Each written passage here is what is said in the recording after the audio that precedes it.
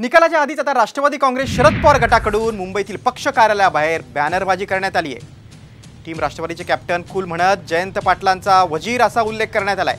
राष्ट्रवादी काँग्रेस दक्षिणचे युवक जिल्हाध्यक्ष संतोष पवार यांच्याकडून ही बॅनरबाजी करण्यात आली। तसंच टप्प्यात आला की विनिंग शॉट 10 पैकी 7 जागा जिंकण्याचा उल्लेख बॅनरवर करण्यात आलाय।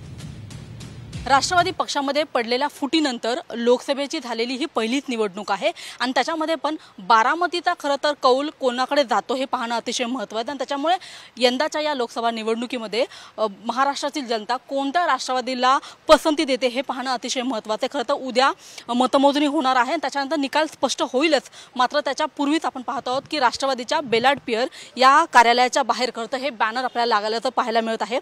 या बॅनरवरती सगळ्यात मोठ्या अक्षरात जे शब्द लिहिलेला आहे तो आहे वजीर आणि या बॅनरवरती आपल्याला शरद पवार आणि जयंत पाटील या दोघांचे फोटो पाहायला मिळत आहे की टप्प्यात आला की विनिंग शॉट 7 पैकी आपण बघतो की 10 पैकी 7 जागा अशा आशयाचं खरं तर हे संपूर्ण पोस्टर आपल्याला लागल्याचं पाहायला मिळत आहे। बारामतीची जागा कुणाकडे जाते हे पाहणं महत्त्वाचं आहे। मात्र त्याच्या आधीच आपण पाहतो की 10 पैकी 7 जागा जे आहे ते शरद पवार गट जिंकणार अशा पद्धतीचा विश्वास व्यक्त केला जातोय आणि तोच विश्वास आपल्याला या बॅनरमधून सुद्धा पाहायला मिळत आहे।